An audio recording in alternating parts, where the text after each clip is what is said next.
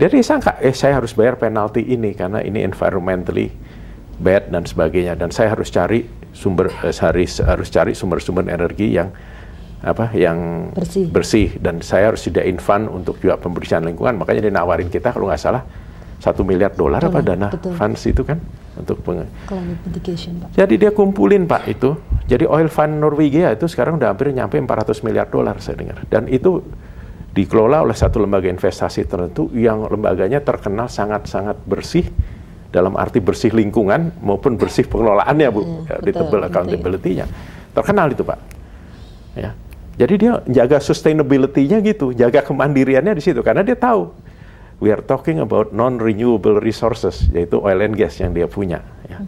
Sedangkan dengan demikian saya hidup dengan sustainable resource, listrik dengan hidro. Meskipun apakah artinya itu lebih mahal? Ya oke lah.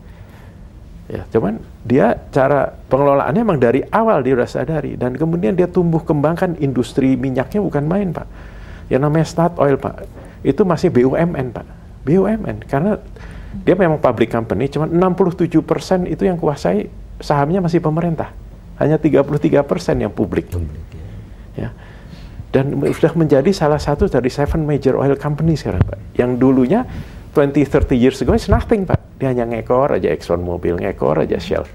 Tapi now one of the major oil company, Pak, sudah bisa menggunakan teknologi ramah lingkungan, ya ada penyimpanan CO2, karbon dioksida dan sebagainya, Pak. Jadi itu satu contoh ya, satu negara, mungkin satu-satunya kali, Pak, ya, negara penghasil migas utama yang bisa mengelolanya dengan baik.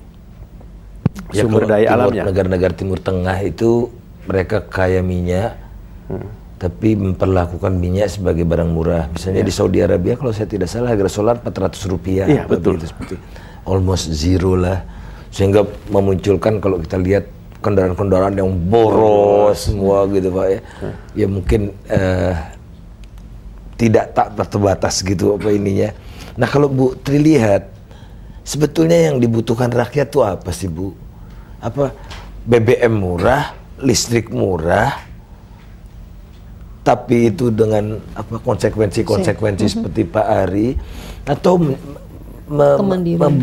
ini kan ada 80 triliun, Ibu, yang namanya subsidi BBM, dan 50 triliunan itu subsidi listrik.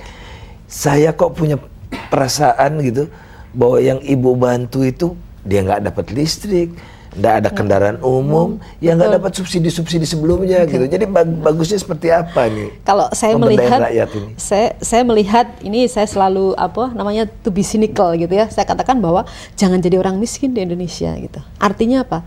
Anda menikmati listrik, Anda tidak pernah naik kendaraan, jadi nggak ada namanya subsidi BBM, tapi uang yang dipakai untuk membangun Anda itu dilarikan ke orang-orang yang sudah mampu. Sudah menikmati listrik, masih dapat subsidi. Bisa naik mobil, masih dapat subsidi. Nah, Anda bisa bayangkan, kalau saya selalu mengatakan ke banyak pihak bahwa tolong dong, ada masih lebih dari 90 juta penduduk Indonesia yang tidak menikmati listrik. Ya, sementara itu bukan salah mereka. Mereka sangat terpencar, miskin infrastruktur, tidak sekolah. Kalau sakit ya silahkan tunggu saja. Kalau ada musibah ya dia bisa meninggal karena nggak ada biaya kesehatan. Sementara negara punya uang nih ceritanya ya. Tadi 80 triliun plus 50 triliun. Itu kan sebetulnya hak mereka juga sebagai warga negara. Hak mereka untuk mendapatkan kesehatan yang baik dan pendidikan anak-anaknya yang baik. Kenapa saya katakan begitu? Karena setiap kali ada gonjang-ganjing kenaikan TDL, BBM segala macam, saya selalu menanya kepada orang-orang dulu, sebetulnya gimana sih? Jawabannya tuh rata-rata sama. Kami tuh nggak peduli mau naik apapun, yang penting, Bu, kalau saya tuh mampu menyekolahkan anak saya. Karena dengan pendidikan itu dia hidupnya bisa menjadi lebih baik. Terus kami itu juga punya biaya kesehatan. Jadi nggak khawatir. Hidup ini kan kita nggak pernah tahu musibah, sakit, atau istri melahirkan harus sesar segala macam. Tapi kalau semua ini ditanggung dengan baik oleh pemerintah, gitu, saya pikir mereka tenang, gitu loh. Jadi itu yang sebetulnya kita konsentrasi di sana, gitu. Terus sekali lagi saya bukannya anti subsidi. Subsidi itu diperlukan. Ini listrik saja lah. Saya langsung aja ke listrik. Mungkin kita bisa menghitung berapa sih pelanggan 4 volt ampere. Itu dikatakan pelanggan R1 yang paling miskin gitu ya. Toh sekarang juga udah ditutup keran itu, udah nggak ada lagi kan katanya sama PLN. Nah itu saja, itu kan database-nya di PLN ada. Kalau itu dilihat benar-benar pemakaiannya ya, 60 kilowatt jam per bulan. Ya saya bukan underestimate mereka, dijamin pasti mereka orang susah. Biasanya itu profesi-profesi yang seperti kulilah, buruh segala macam, bahkan satpam segala macam. Orang-orang seperti ini kalau memang pemerintah berbaik hati mau mensubsidi, itu saja subsidi listrik. Tapi jangan Anda lihat mall. Saya ngeliat ada sebuah mall yang besar sekali. Ini ngitung-ngitung kita, ini kalau misalnya 35 kilowatt saja ya, itu ada itu dipakai.